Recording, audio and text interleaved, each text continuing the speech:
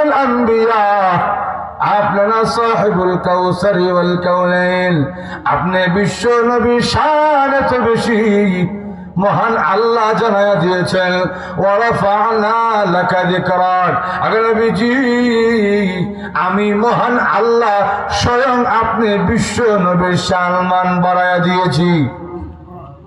এই তাফসীরে উলমানের মধ্যে রয়েছে আল্লাহ রাব্বুল আলামিন তার বিশ্ব নবীর শান কেমন বাড়ায়া দিয়েছে।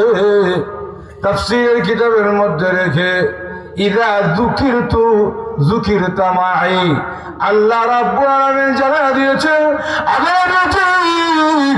যেখানে আমি মহান আল্লাহর নাম উচ্চারিত হয় সেখানে আমার সঙ্গে আপনি বিশ্ব নবীর নাম উচ্চারিত হয়।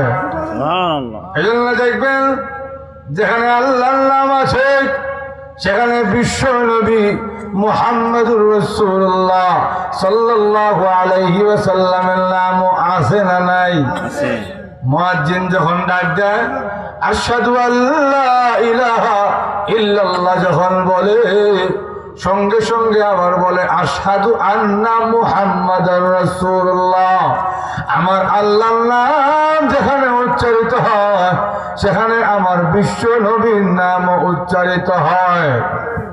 মুয়াজ্জিন যখন বলে, কোন মুসল্লি যখন নামাজ পড়ে উনি যখন বলে আত্তাহিয়াতু লিল্লাহি ওয়াস সালাওয়াতু ওয়াত তাইয়্যিবাত, আল্লাহর নাম উচ্চারিত হয়, সঙ্গে সঙ্গে আবার বলে আল্লাহুম্মা সাল্লি আলা মুহাম্মাদ, নবীজির নাম উচ্চারিত হয়।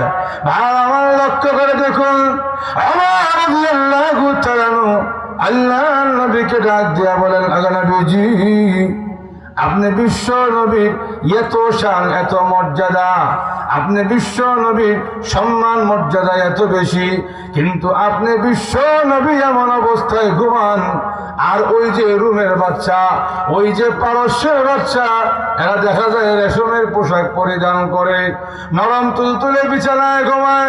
আমি বরদাস্ত করতে পারি না, এই জন্য চোখে পানি ছেড়ে দিয়া কারণে আল্লাহ বিশ্ব নবী রাহমাতুল্লিল আলামিন ডাক দিয়া বলেন ওমর রে, আমা তারদা আন তাকুনা লানাল আখিরা ওয়া লাহুমুদ দুনিয়া। হে ওমর, তুমি কি এতে সন্তুষ্ট না আমরা মুসলমান, আমরা ইমানদার, দুনিয়ার প্রতি আমাদের কোনো চাহিদা নাই। ওই বেঈমান কাফেররা এরা দুনিয়া থেকে গ্রহণ করবে, আখিরাতে এদের কোনো চাওয়া পাওয়া নাই, কিন্তু আমরা ইমান